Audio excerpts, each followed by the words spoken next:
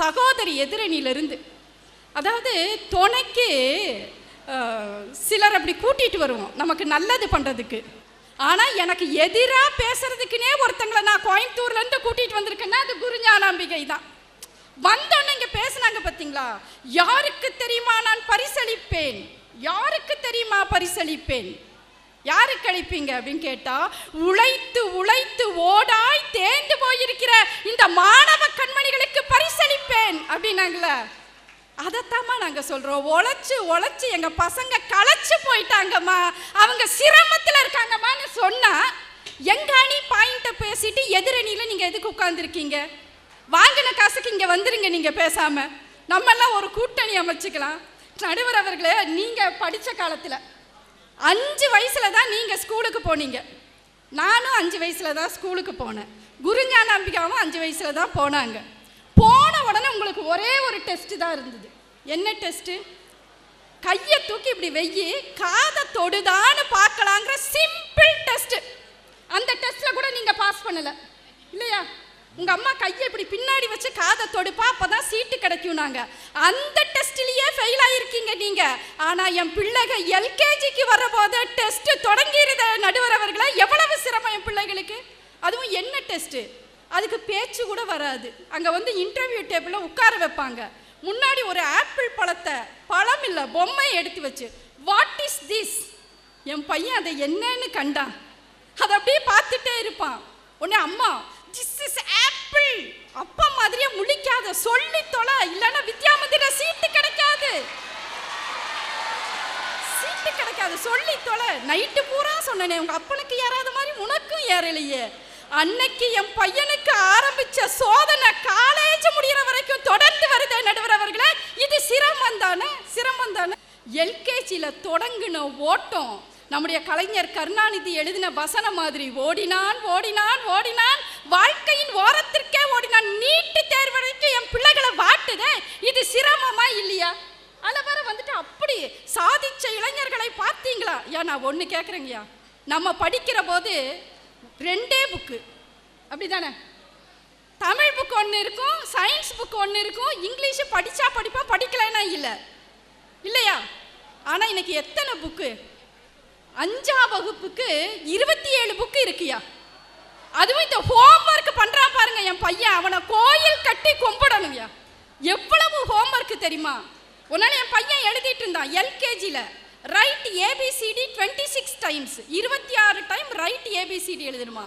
அவன் எழுதிட்டு கஷ்டப்பட்டு எழுதிட்டு இருந்தான். என்னோட கணவர் அங்கேருந்து வர்றாரு, இதெல்லாம் ஒரு கஷ்டமாடா, இதெல்லாம் ஒரு சிரமமாடா, ஐயா பாருடா 5 நிமிஷத்தில் எழுதி காமிக்கிறேன்னு. அதே மாதிரி நடுவர் அவர்களே 5 நிமிஷத்தில் எழுதிட்டு வந்துட்டாரு.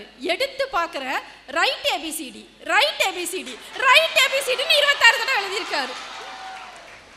ஆனால் என் பிள்ளை A to Z 26 தடவை எழுதுறதுக்கு எவ்வளவு சிரமப்படுறான்.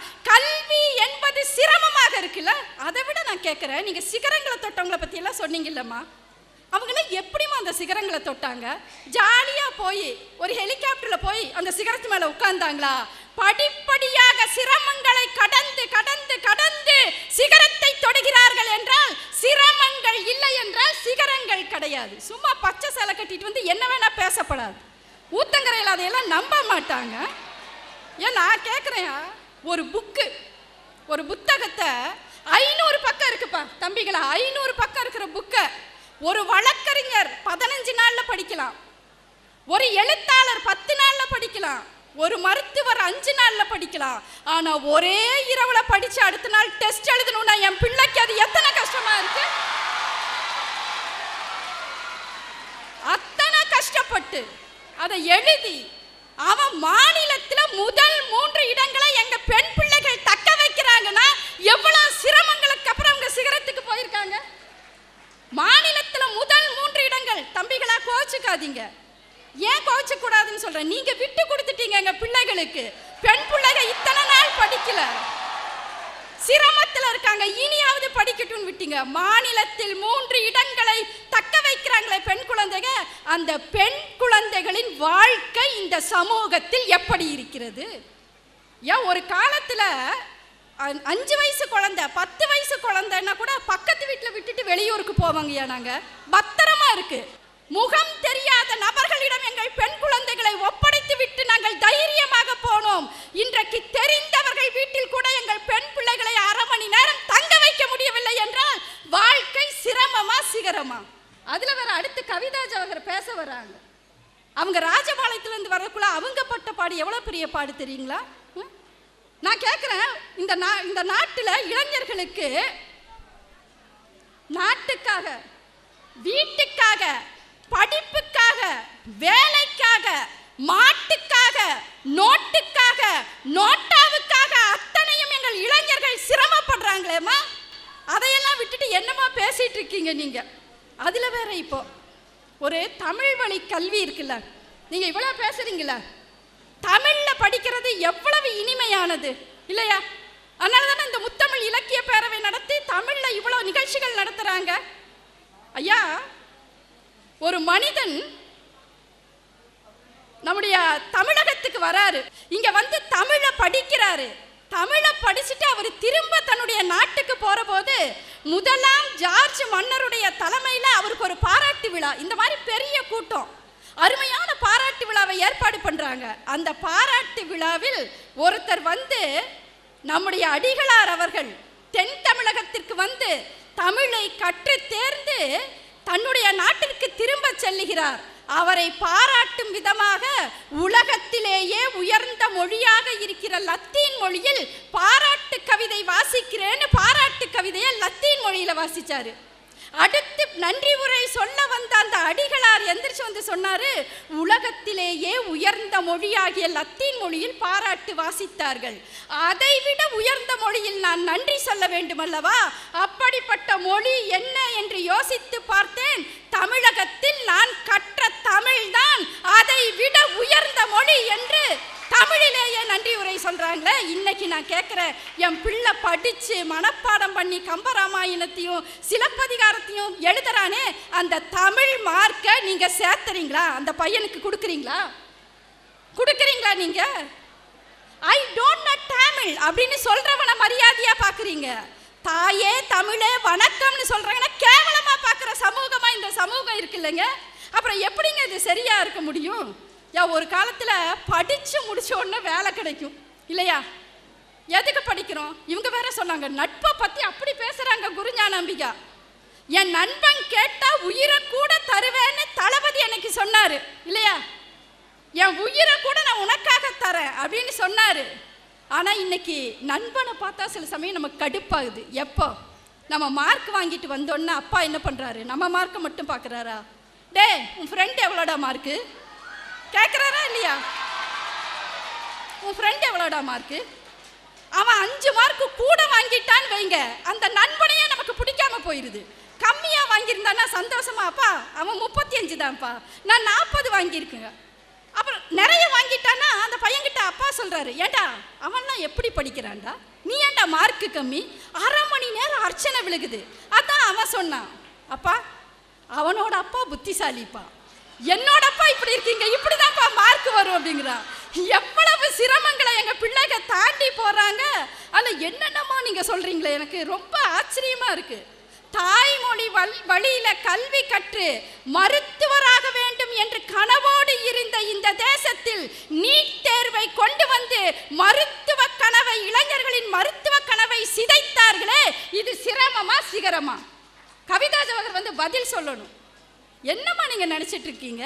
பெண் குழந்தைக்கு பாதுகாப்பு இல்லை, நண்பனுக்கு மரியாதை கிடையாது, முதியவர்களை மதிக்கிற சமூகமாங்க இது. யோசிச்சு பாருங்க. என்னோட இளைஞனுக்கு நீங்க என்ன சொல்லி தரீங்க? நாட்டை நேசிக்க சொல்லி தரீங்களா? மார்க்கு மார்க்கு மார்க்கு மார்க்குன்னு அதுக்குள்ளேயே அவனை வச்சுக்கிட்டு அதுல அவன் சமூக சிந்தனையோட வேற உங்களுக்கு இருக்கணும்.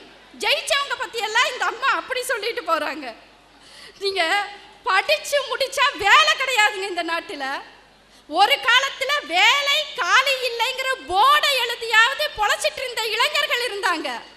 இன்னைக்கு ஐடி கம்பெனியில போய் உட்கார்ந்து, நடுவர் அவர்களே உங்களுக்கு தெரியாததில்லை, நீங்க சென்னையிலிருந்து வரீங்க, நக்கீரன் வளர்த்த நற்றமிழை சென்னை தமிழ் இஸ்துக்குன்னு போய்விட்டது. நாங்க அப்படிப்பட்ட சென்னையில இருந்து தான் நீங்க வந்திருக்கீங்க இல்லையா?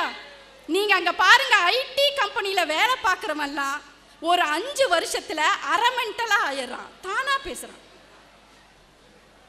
இப்படியே பேசிட்டு இருக்கான். அப்படிதானே பேசுறான்.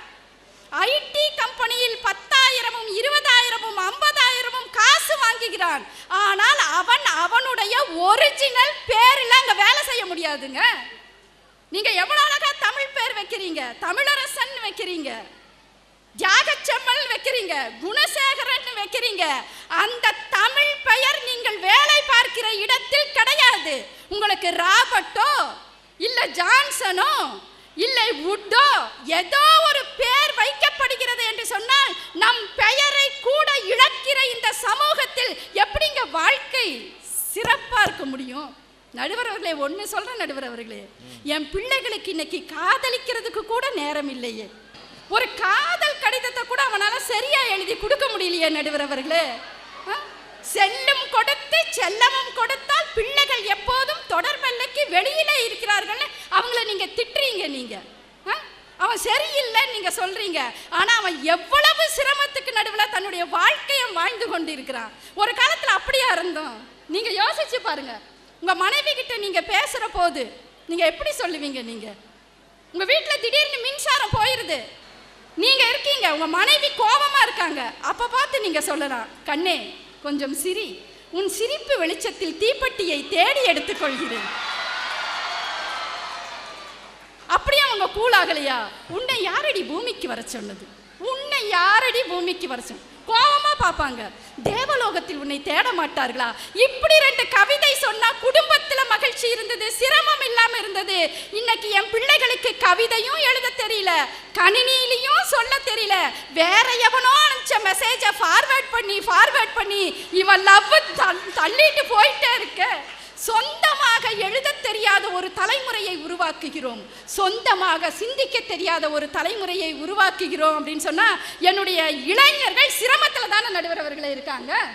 இந்த மட்ட வெயில்ல, சுட்டரிக்கிற வெயில்ல ஒரு பெரிய ஷீட்டை போட்டு அத்தனை சூரிய வெளிச்சமும் தன் மேல பட்டாலும் அந்த சிரமத்தை தாங்கிட்டு அடி வாங்கினா கூட சிரிச்ச மாதிரியே மூஞ்சியை வச்சிருக்கிற மாதிரி என் பிள்ளைங்க உட்கார்ந்துருக்காங்க பாருங்க. எவ்வளவு சிரமம்! எந்திரிச்சு போக முடியுமா? டீச்சர்ஸ் எல்லா பக்கமும் உட்கார்ந்துருக்காங்க, 4 பக்கமும் டீச்சர்ஸ் உட்கார்ந்துருக்காங்க. அவங்கள தாண்டி போக முடியாது. டீச்சர்ஸ் போக முடியுமா? கரஸ்பாண்டன்ட் அம்மாவே உட்கார்ந்துருக்காங்க, டீச்சர்ஸ் போக முடியாது. இப்படி ஒரு நிகழ்ச்சி நடத்துகிற இடத்திலேயே இவ்வளவு சிரமங்கள் இருக்கிறது என்று சொன்னால் ஒரு வாழ்க்கை பயணம் எங்கள் இளைஞர்களுக்கு எவ்வளவு சிரமமாக இருக்கும். நடுவர் அவர்களே, நான் முதலில் சொன்னது போல சிரமங்களை அடையாமல் சிகரத்தை தொட முடியாது. அருணிமா சின்ஹாவில் இருந்து ஒரு கால இழந்த நிலையிலும் இந்திய மலையின் மீது, இமயமலையின் மீது கொடியேற்றுவேன் என்று சிகரங்களை தாண்டி ஜெயித்த, சிகரங்களை தொட்டவர்கள் இருக்கிறார்கள். அவர்கள் சிரமத்தில் தான் இருக்கிறார்கள், ஆனால் சிகரங்களை தொடுகிறார்கள். எங்கள் பிள்ளைகளும் சிகரங்களை தொடுவார்கள் அத்தனை சிரமங்களுக்கு மத்தியிலும் என்று சொல்லி இந்த அருமையான வாய்ப்பளித்த அத்தனை நல்ல உள்ளங்களுக்கும் நன்றி கூறி விடைபெறுகிறேன். நன்றி, வணக்கம். கவிஞர் உமா மகேஸ்வரி ரொம்ப சிரமப்பட்டு பேசியிருக்காங்க. ஏன்னா அவங்க தலைப்பே சிரமம்தான். உண்மையிலே அதுக்கு என்னென்ன செய்தி நல்ல அழகான ஒரு பார்வை பதிவு பண்ணியிருக்காங்க. நாங்கள்லாம் படிக்கிற காலத்தில் எப்படி இருந்தது? 5 வயசு, நான் தீர்ப்பில் செய்கிறதெல்லாம் நான் சொல்கிறதுக்கு தயாராக இருக்கேன். நான் ஒன்று சொன்னாங்க, இப்போல்லாம் எல்கேஜி படிக்கிறதுக்கு பையனுக்கு டெஸ்ட்டுன்னு. சென்னையில் சில இடங்கள்லாம் வித்தியாசமாக உண்டு. அப்பாவுக்கு தான் டெஸ்ட்டு, ராத்திரி பூரா படிக்கிறார் அப்பா. பையனுக்கு எல்கேஜி வாங்கிறதுக்கு ராத்திரி பூரா படிக்கிறார். அந்த பையன் அவர் எக்ஸாம் எழுதும்போது சொல்கிறான், பார்த்து எழுதிட்டு வாப்பா, என் லைஃபே உங்கள் கையில் தாங்குதுன்றான். அவர் மனசுக்குள்ளே நினைக்கிறாரு, பார்த்து எழுதணும் தாண்டா நான் வீணாக போனேன், மறுபடியும் பார்த்து எழுத சொல்கிறேன்னு மனசுக்குள்ளே நினச்சி போகிறார். இப்போ காலங்கள் மாறி போச்சு. எவ்வளவோ மாற்றம் என்பது மானிட தத்துவம். 5 வயசு, அது உண்மை, 100க்கு 100 உண்மை. அது பிள்ளைகளுக்கு தெரியாது, பாவம் மூத்தவர்களுக்கெல்லாம் தெரியும். அது வாழ்க்கையே சுகமான வாழ்க்கை. இப்போது சோகமான வாழ்க்கையாக இருக்கே அப்படின்னு ரொம்ப அழகான ஒரு இடத்த தொட்டிருக்காங்க.